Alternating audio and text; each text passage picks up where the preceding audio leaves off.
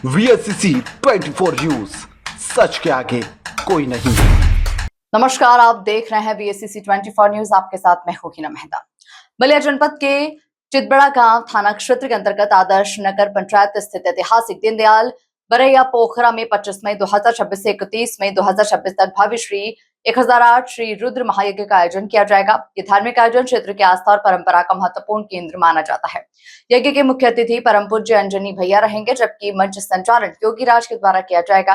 वहीं वृंदावन धाम से कथावाचक किशोरी कृष्ण नंदनी जी विशेष रूप से पधारेंगी।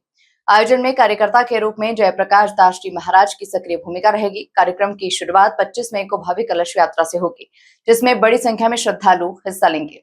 वहीं 31 मई को पूर्णाहुति और विशाल भंडारे का आयोजन किया जाएगा। जयप्रकाश दास ने बताया कि बरैया पोखरा अत्यंत ही प्राचीन स्थल है और इसकी धार्मिक मान्यता दूर दूर तक प्रसिद्ध है। देश विदेश से श्रद्धालु यहां आकर आस्था प्रकट करते हैं। आयोजन समिति ने सभी श्रद्धालुओं से अधिक संख्या में शामिल होकर पुण्य लाभ अर्जित करने की अपील की है। बलिया से संजय राय की रिपोर्ट। इस समय ऐतिहासिक बरैया पोखरे पर खड़े हैं, तमाम लोग हैं, आपके पीछे बैनर लगा हुआ है। जी। क्या है पूरा मामला? इसमें 25 मई से रुद्र महायज्ञ जो है मैं करा रहा हूँ, क्योंकि ये यज्ञ जो है भोलेनाथ की कृपा से या माता रानी की कृपा से हो रहा है। 360 वर्ष पूर्व माता रानी भोलेनाथ आए थे इस घर में। फिर माता भोलेनाथ का हम इस खानदान का हूँ, भक्ति पूजा करने के बाद जगाया। फिर माता रानी आकर अपने कार्य बेटा के जरिए यज्ञ का कार्य करा रहे हैं। इस यज्ञ के मुख्य अतिथि कौन है? मुख्य अतिथि हमारे भोलेनाथ माता पार्वती है और हम लोग 10 जो है उनका बेटे भगत हैं। मुख्य अतिथि के रूप में कौन मौजूद होंगे? मुख्य अतिथि हम JP दास हैं। और मंच संचालन कौन करेगा? मंच संचालन अंजनी बाबा हमारे हैं, जो आज समय पूरे भारत में शिव चर्चा के माध्यम से प्रसिद्ध है और भक्ति का धर्म का स्थापना करते हैं। यह रुद्र महायज्ञ कब से शुरू है और कब समापन होगा? किस रूप में समापन होगा? रुद्र महायज्ञ 25 मई को 5 बजे हम लोग कलश यात्रा रहेंगे। इसमें कलश यात्रा में भय यात्रा रहेगा, क्योंकि मेरी विश्वास है मैं भोलेनाथ का भगत हूँ। उसके बाद 31 मई को हम लोग समापन करेंगे। इसमें मैं सब जनता जनार्दन पूरे भारत से कहूँगा, इस जग में ये धाम नगरी है, इस जग में कोई आकर शामिल हो जाए, उसको महसूस होगा कि धाम है, यहाँ पर साक्षात माता रानी बैठ कर जग करे। हम लोग जिस तरह महाभारत में रथ पर बैठ कर कृष्ण भगवान 5 पांडवों से पूरे महाभारत को कर दे, इसलिए हम लोग 5 पांडव बैठे यहाँ पर और उसी के माध्यम से माता रानी भोलेनाथ यज्ञ करा रहे हैं। इसमें कौन कौन से गुरुदेव आएंगे? गुरुदेव हमारे कथावाचक या जो भी सबसे होंगे। बड़ा गुरु हमारे अंजनी भैया हैं। बचपन से हमको सेवा में लगाए। हमारे गुरु वहीं 7 दिन का यहाँ पर हर कार्य को करेंगे।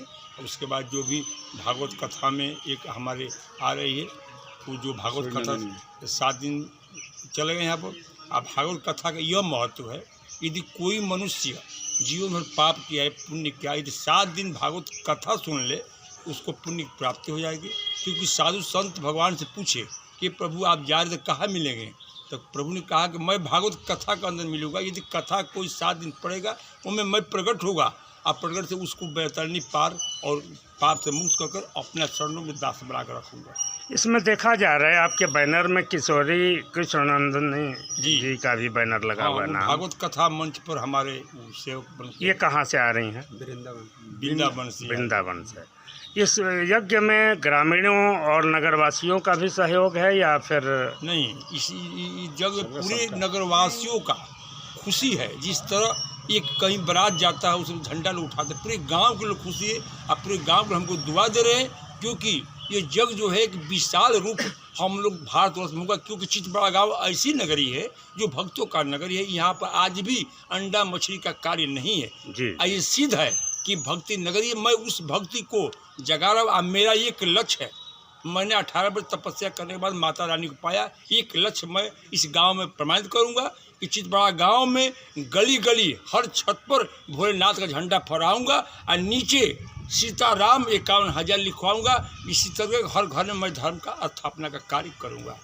ऐसे में देखा जा रहा है कि ऐतिहासिक बरैया पोखरा कितने वर्ष पुराना है और क्या ख्याति है? ये इसमें खासियत है कि दीनदयाल भगत जो 70 वर्ष के थे, उस समय माता रानी साक्षात दर्शन किए। दर्शन करने के बाद उनको एक प्राकृतिक धन मिला।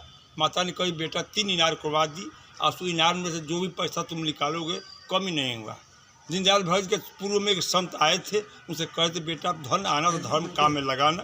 तो उनको जब पैसा आया तो धर्म काम में लगाने किया। उसके बाद यह पोखरा जो है 33 वर्ष में ये खुदाई काम हुआ। इसमें पता लगा कि 3 लाख उस समय सुरती में लगा था। अच्छा। वही माता रानी, ये धन किसी कमाया नहीं है, ये साक्षात लक्ष्मी माता आकर कार्य की। और वही माता फिर 360 वर्ष पे अपने बेटा के पास आ गई, बहुत तपस्या कर माँ को मैंने जगाया, और फिर उस मंच पर आकर माता बैठ गई। और वो दिन फिर चितबड़ा गाँव नगरी के आने वाला है। यानी यूं कहें कि चितबड़ा गांव का भाग्य फिर उज्जवल होने वाला है पूर्व की भांति। हाँ, क्योंकि जहाँ पर माता जी का आह्वान हो जाएगा। जब माता आई थी दीनदयाल भगत के पास, ये गांव जो है एक फहरा झंडा था, हर घर में भक्ति था। कुछ अज्ञानी लोग से कारण हम लोग भगवान के बेटे हैं, ज्ञान नहीं है, उस ज्ञान को पर्दा खोलूँगा, क्योंकि माता ने बहुत कुछ हमको दिया। हमारा लक्ष्य है जीवन का बस एक, अपने गांव के गली गली हर घर में प्रभु का नाम भी लिखवाता हूँ। और यही लक्ष्य है कि पूरा गांव में हर घर में हर बच्चों से नाम लिखवा कर उस धर्म का स्थापना करूँगा, जिस धर्म का स्थापना के लिए हमारे पांडव करते, हमारे संत करते। क्योंकि प्रभु भक्तों द्वारा कोई काम करते, प्रभु काम बढ़ते। आज हमारे पास हमारी माता रानी खड़ी है, देखने के लिए अंदर आत्मा में आग चाहिए। तपस्या करने के बाद एक दीप दृष्टि होता है और उसे माँ का दर्शन होता है। आज मुझे माता रानी का दर्शन हो रहा है, हमको आंसू गिरता है कि वो लायक माता रानी मानी कि हमको धर्म का स्थापना करें। ठीक।